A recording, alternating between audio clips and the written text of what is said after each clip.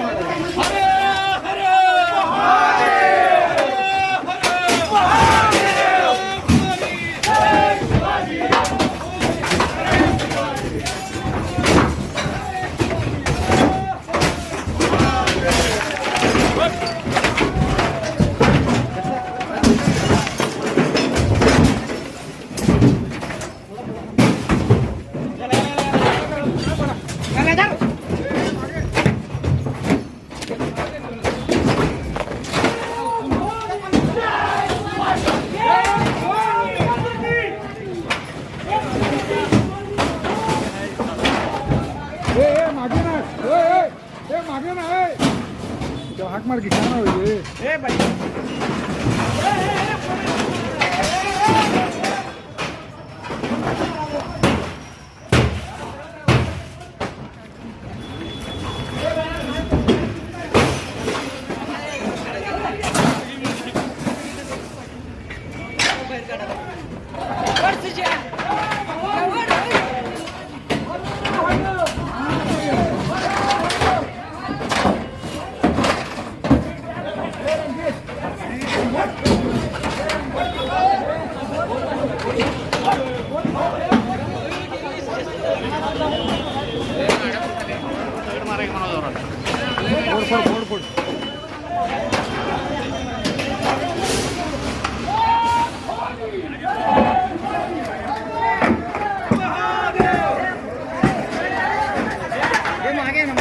मागे नाही मागे मागे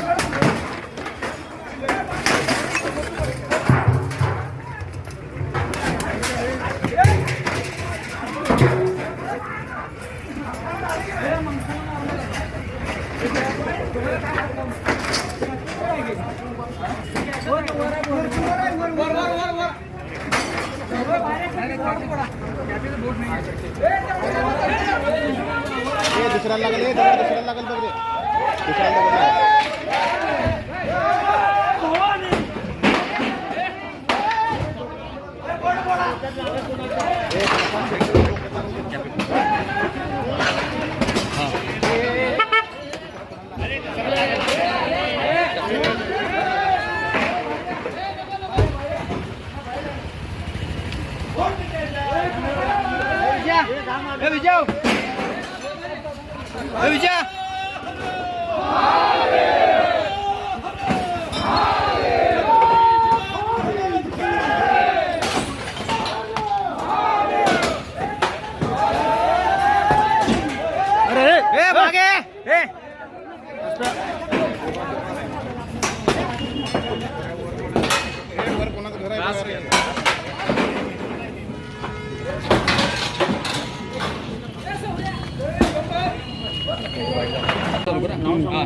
माझं नाव रणजित चंदनदादा चव्हाण.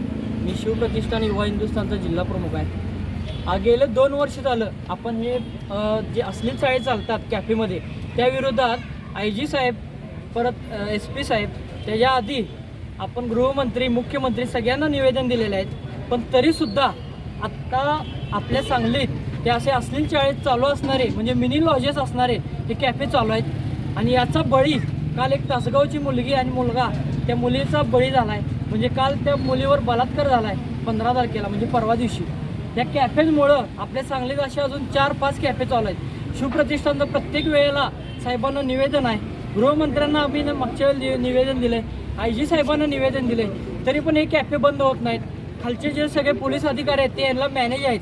यांचं सगळ्यांचं असं म्हणणं आहे की पोलिसांना ही 5-5 हजार रुपये दर महिन्याला हप्ता देतात.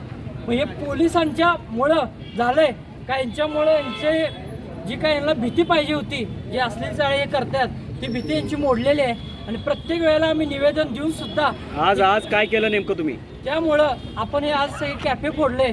आणि इथून पुढं जर असं काही कॅफे चांगले चालू असतील तर सगळे फोडणार. आणि कॅफे मालकांना सुद्धा फोडणार.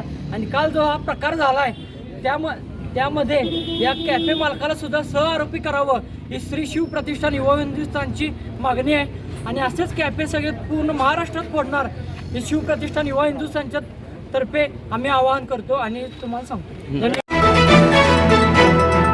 आपण पाहत आहात राईट न्यूज, बातमी आहे तशी.